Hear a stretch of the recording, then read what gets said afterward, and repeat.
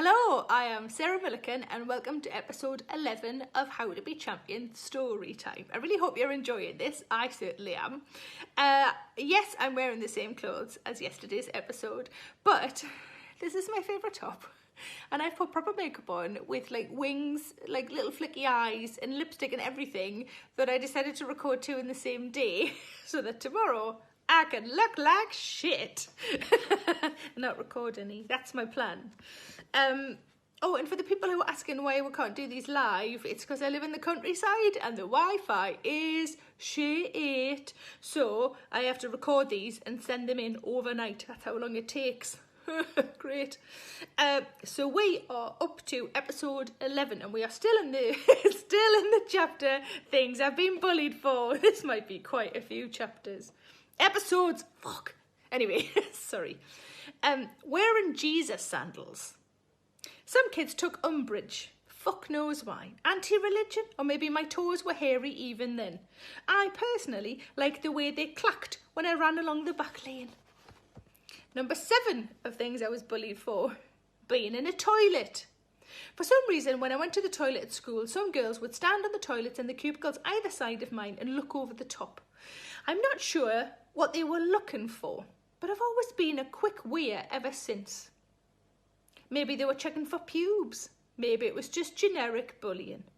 You know the type, not aimed at anything specifically, so you can't try and change it and make the bullying stop. I really wish I could meet up again with those girls and force them to watch me shit now. My IBS is regularly awful. Maybe I've had too much pastry. Maybe I'm stressed. Maybe I forgot and ate a bowl full of sprouts. But farts that make my husband say crikey when he's not actually in Danger Mouse must be impressive. Often there's pebble dashing that sound like a poorly motorbike. They could also stay for the inevitable unblocking, tears and sighing. Number 8, getting on with the teachers.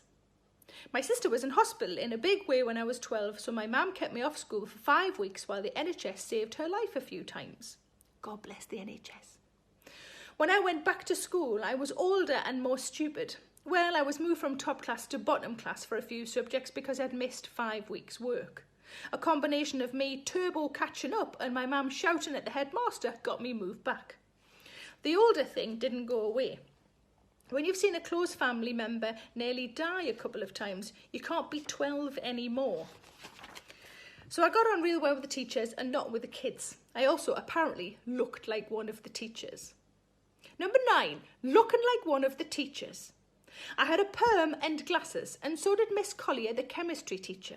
So a couple of the smarter, bitchy girls shouted her name when I walked by, or tried to hand their homework in to me. This is the sort of bullying that really hurts, when girls you kind of like are awful to you. Is the sort of thing Susan Collier and I would chat about while we marked that day's lessons. Number 10, walking in front of another girl. A big old bitch a couple of years above me followed me home once. She walked slightly behind me and called me names quietly. I've always believed in grassing people up, as I call it, calling people out on bad behaviour. Only criminals call people grassers, remember that. I told my dad, who went and had a word with her at the bus stop the next day. I wrote in my big navy 1988 desk diary, I was 13, why did I need a massive week-to-view diary? That he put the fear of God into her. I had no idea what that meant at the time. I love a good example of a kid using adult vocab. It's always funny when a 6-year-old says, as fit as a butcher's dog, or describes something as better than sex.